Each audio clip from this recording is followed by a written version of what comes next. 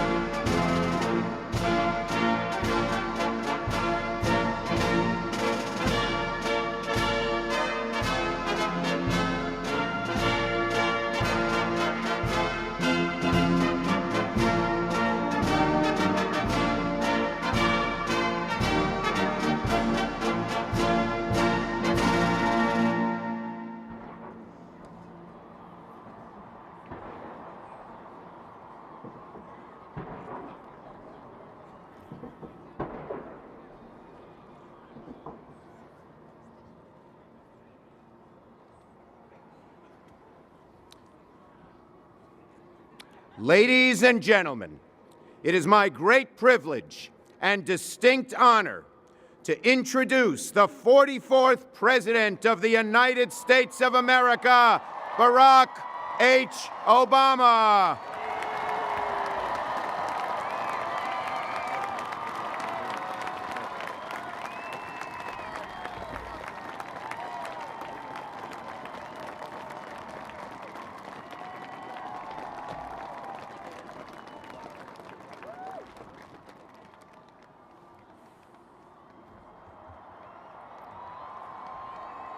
Thank you.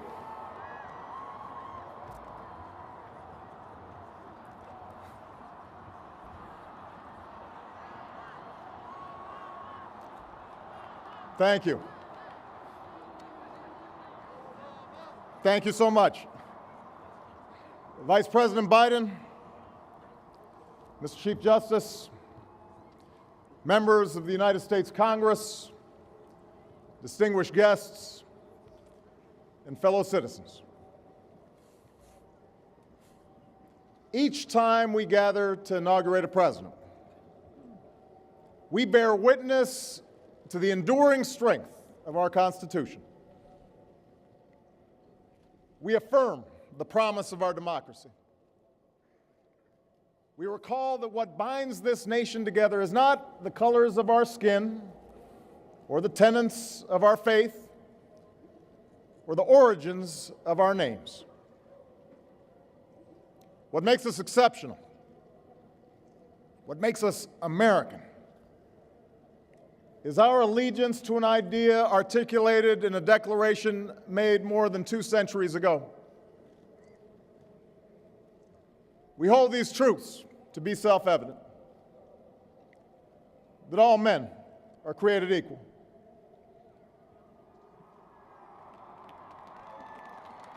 that they are endowed by their Creator with certain unalienable rights,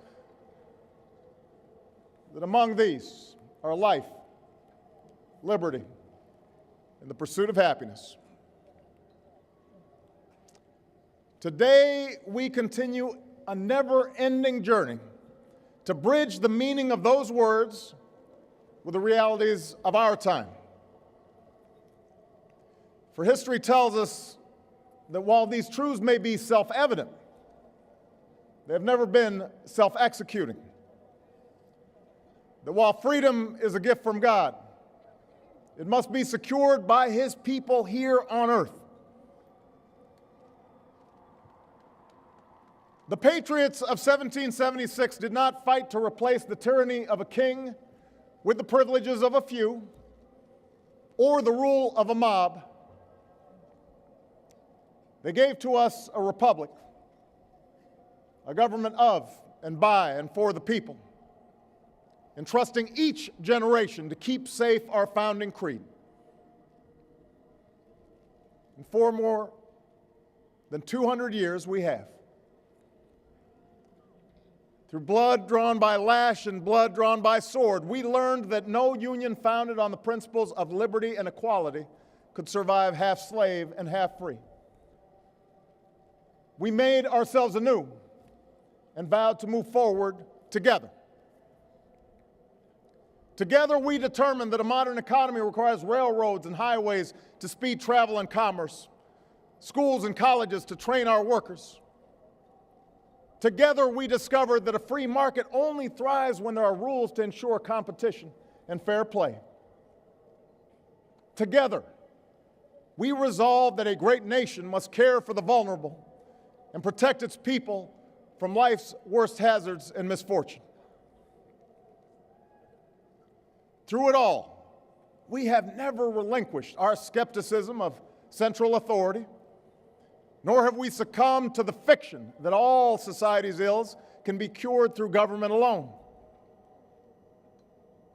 Our celebration of initiative and enterprise, our insistence on hard work and personal responsibility, these are constants in our character. But we have always understood that when times change, so must we. That fidelity to our founding principles requires new responses to new challenges. That preserving our individual freedoms ultimately requires collective action. For the American people can no more meet the demands of today's world by acting alone than American soldiers could have met the forces of fascism or communism with muskets and militias. No single person can train all the math and science teachers we'll need to equip our children for the future, or build the roads and networks and research labs that will bring new jobs and businesses to our shores.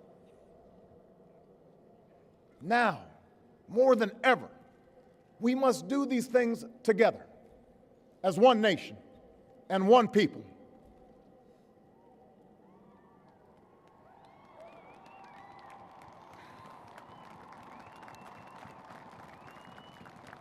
This generation of Americans has been tested by crises that steeled our resolve and proved our resilience. A decade of war is now ending.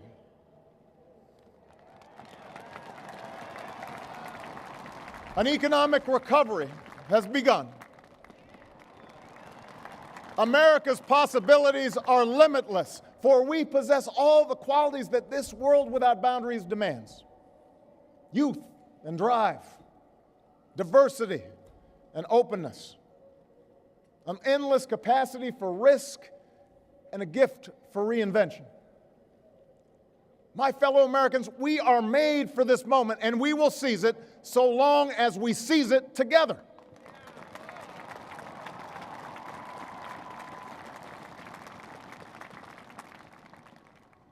For we, the people, understand that our country cannot succeed when a shrinking few do very well and a growing many barely make it. We believe that America's prosperity must rest upon the broad shoulders of a rising middle class. We know that America thrives when every person can find independence and pride in their work, when the wages of honest labor liberate families from the brink of hardship. We are true to our creed when a little girl born into the bleakest poverty knows that she has the same chance to succeed as anybody else because she is an American, she is free, and she is equal not just in the eyes of God, but also in our own.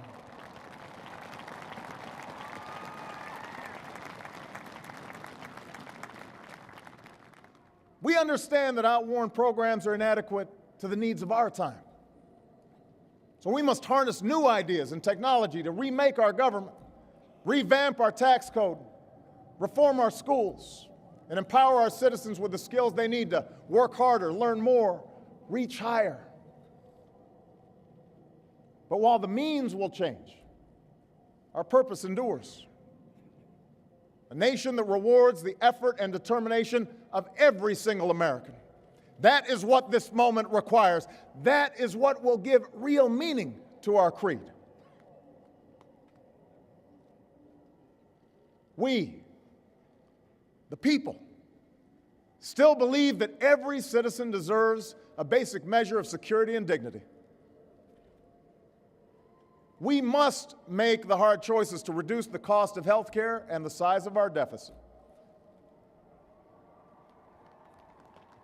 But we reject the belief that America must choose between caring for the generation that built this country and investing in the generation that will build its future.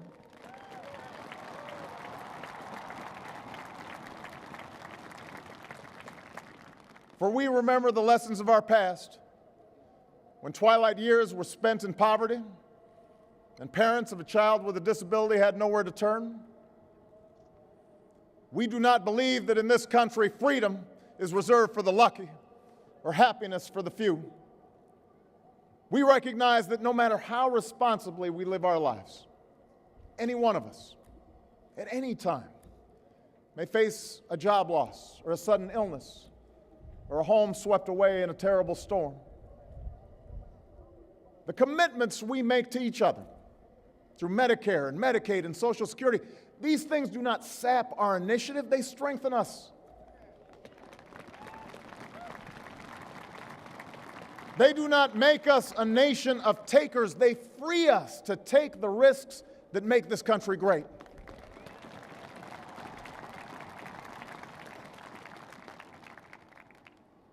We, the people, still believe that our obligations as Americans are not just to ourselves, but to all posterity. We will respond to the threat of climate change, knowing that the failure to do so would betray our children and future generations.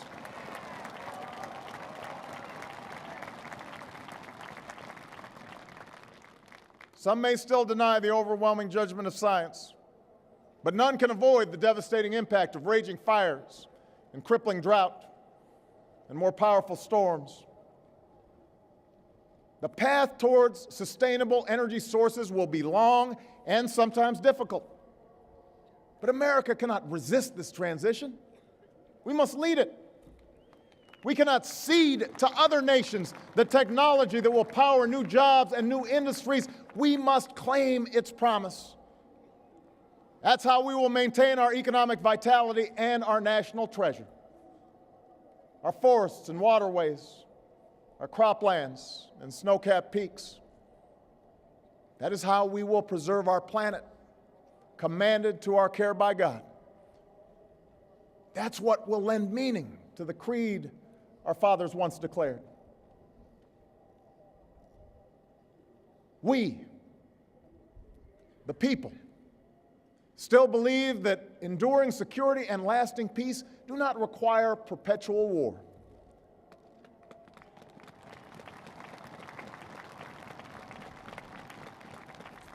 Our brave men and women in uniform, tempered by the flames of battle, are unmatched in skill and courage.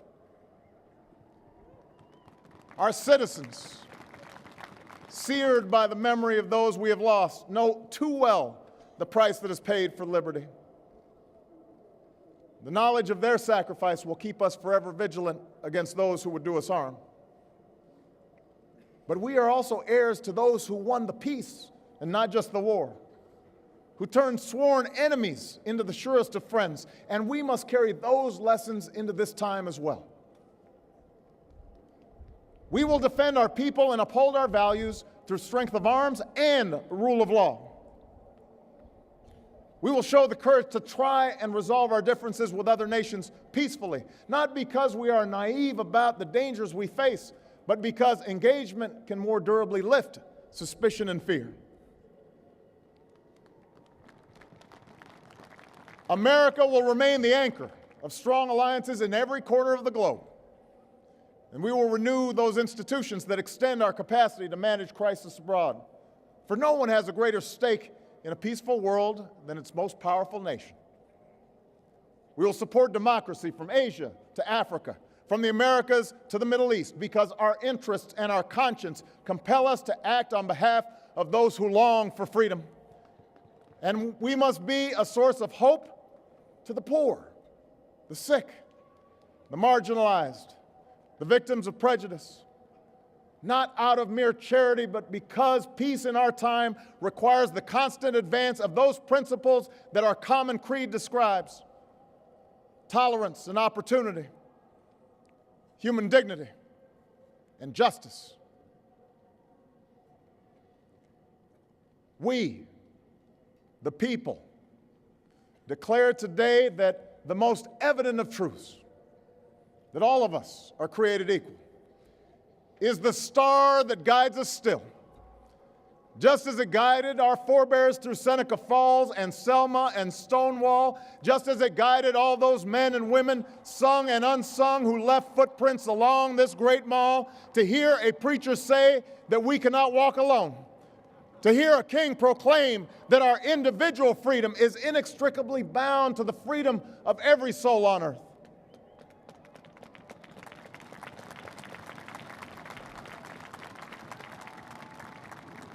It is now our generation's task to carry on what those pioneers began.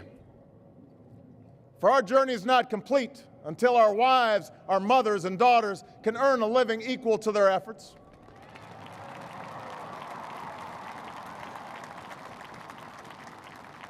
Our journey is not complete until our gay brothers and sisters are treated like anyone else under the law. For if we are truly created equal, then surely the love we commit to one another must be equal as well. Our journey is not complete until no citizen is forced to wait for hours to exercise the right to vote.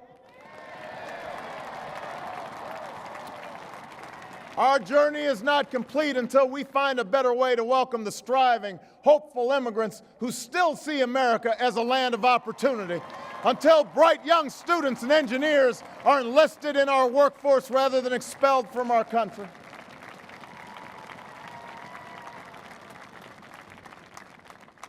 Our journey is not complete until all our children, from the streets of Detroit to the hills of Appalachia to the quiet lanes of Newtown, know that they are cared for and cherished and always safe from harm.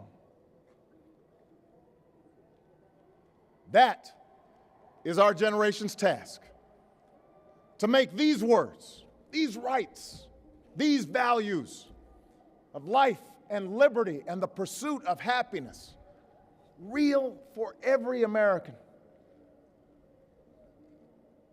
Being true to our founding documents does not require us to agree on every contour of life. It does not mean we all define liberty in exactly the same way or follow the same precise path to happiness. Progress does not compel us to settle centuries-long debates about the role of government for all time, but it does require us to act in our time.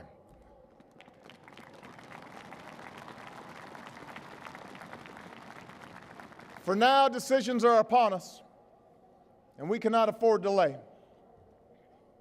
We cannot mistake absolutism for principle, or substitute spectacle for politics, or treat name-calling as reasoned debate. We must act. We must act knowing that our work will be imperfect. We must act knowing that today's victories will be only partial, and that it will be up to those who stand here in 4 years, and 40 years, and 400 years hence to advance the timeless spirit once conferred to us in a spare Philadelphia hall.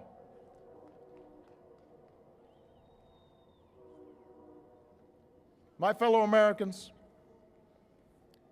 the oath I have sworn before you today, like the one recited by others who serve in this Capitol, was an oath to God and country, not party or faction.